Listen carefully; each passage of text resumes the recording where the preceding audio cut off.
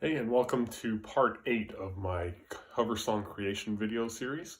In this video, we're going to look at mastering. So I'll show you my process on how I master songs, and I hope you enjoy it. Stay tuned.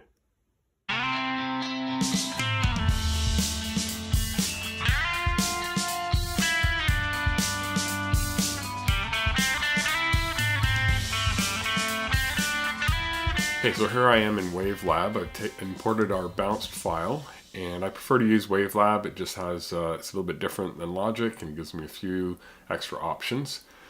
First thing that you want to talk about is putting in a bit of a gap in between at the beginning of the song, obviously. So I actually did this in Logic, but you can also do it here in WaveLab. If you take your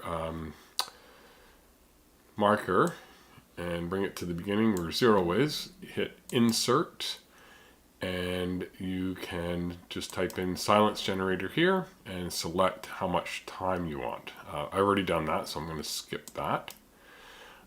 Then this is just very similar to mixing with buses. You have one master bus over here.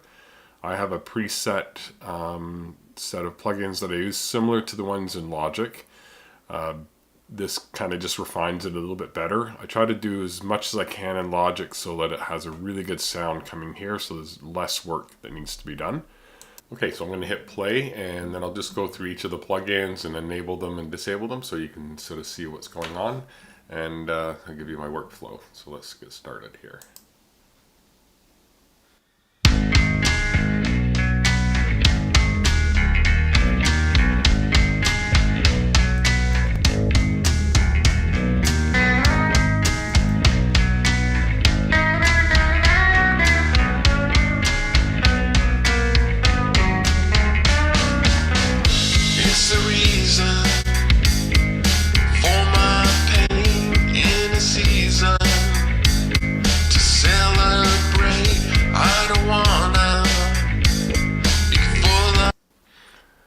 So as you can see, that everything brings it together quite nicely.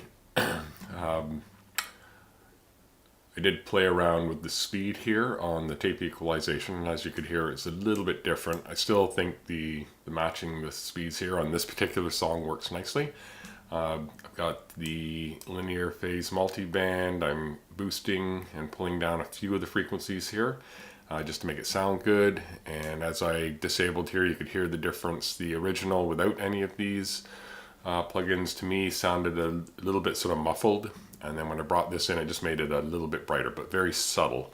And that's the key with mastering. You want to make sure that it's just very subtle, nothing too drastic, and if you can get the mix sounding really good, then this part is very simple to do. So that's basically the setup I'll use for this particular one. I also have this equalizer on here. Again, I'm using a default mix tightener, and I made a couple of slight adjustments right here at the high end, and that sets it up nicely, and then we go from there. So I hope you enjoyed the mastering video that we just did. It gives you the process that I go through, and like I said, I'm not an expert. I don't claim to be. Lots of videos and courses out there to learn how to do that. I just wanted to share the way I do this, and I'm learning every time that I do something like this. Every time I do a song, I learn more and more and more. So my skills are developing as I go along also. So anyway, I hope you enjoyed it. The next video we'll look into putting everything onto streaming services. I use DistroKid, so we'll show you the process there, and then we'll talk about how to actually video a performance. That's the first time for me, so I've already started doing that. It's a lot of fun, so I'll do a little behind the scenes and all the flubs that I've done, so it takes a little bit of time to learn how to do that, but it's a lot of fun. So I hope you enjoyed it.